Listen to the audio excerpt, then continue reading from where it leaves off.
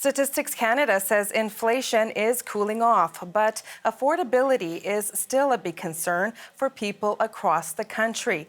New data out just last hour shows the rate of inflation took a tumble last month, but essentials like groceries are still way up. Scott Peterson leads our coverage this morning. Good morning, Scott. What is this new data from Stats Canada telling us? It's telling us that inflation is going in the right direction. So it's going downwards, and this is what the bank wants, and this is probably what a lot of Canadians out there want. 2.8% is our new inflation rate, and it hasn't been that low going back about 2.5 years. So it is going in the right directions, but you're right. There's a lot of concern there that grocery prices continuing to rise, and anybody doing the grocery shopping knows that really takes a bite out of all of our budgets. Let's take a look at some of these numbers from Statistics Canada this morning. For example, the 2.8%, the Bank of Canada believes that that rate will come down to the 2% guideline that it's comfortable with, not until the middle of 2022. And the big help here is gasoline prices, down over this time last year about 22% when they spiked up this time last year because of that invasion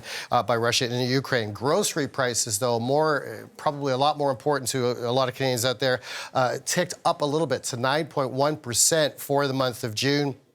You dig into that, meat prices up 7%, baked goods up about 13%, dairy products up 7.5%, and mortgage interest rate costs, because of all these rate hikes we need, up 30% year over year. So you get a sense this is why we're in record debt levels as Canadians. We're borrowing money to make ends meet from month to month. But 2.8% overall, economists are happy, and it's going in the right direction. Okay. And Scott, you've also been looking at a new report that says affordable rent is out of reach for most Canadians, making minimum wage. What can you tell us about that? Yeah, this is an interesting metric that the Canadian Centre for Policy Alternatives takes a look at.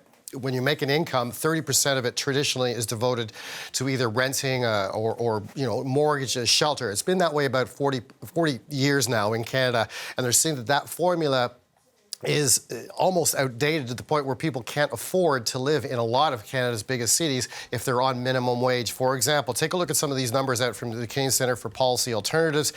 If you make, for example, $3,000 per month on average, you're only supposed to pay out $1,000 in rent. That's just an example showing you how little people can afford on minimum wage. In fact, 93% of all the neighborhoods in the study, based on that 30% metric, are unaffordable for most Canadians and for those on minimum wage. The end result here is minimum wage earners can only afford a 2-bedroom apartment in 21 neighborhoods only out of about 800 studied in this case. The rental wage needed to afford a 1-bedroom apartment in Ontario, for example, is about $26 an hour or $30 an hour for a 2-bedroom unit. That's about 2 times higher what the minimum wage is in Ontario at $15.50, and that's one of the highest wages in the country as far as minimum wage goes. The results are similar in BC and Alberta. Quebec, Newfoundland have the smallest gaps between the rental and minimum wages. And we're also looking at Toronto and Vancouver, according to the study, just priced out of the market for a lot of Canadians and most Canadians on minimum wage. And the result is a lot of people having to double up with other families, perhaps, into smaller places. And the overall effect here is a lot of people, new Canadians coming into the country, expect to have jobs, and they do find these jobs, but can they afford the rental in order to commute to these jobs, for the most part, in large cities like Toronto and Vancouver? Lots to look into this morning, Scott. Thank you so much for this. Thanks, man.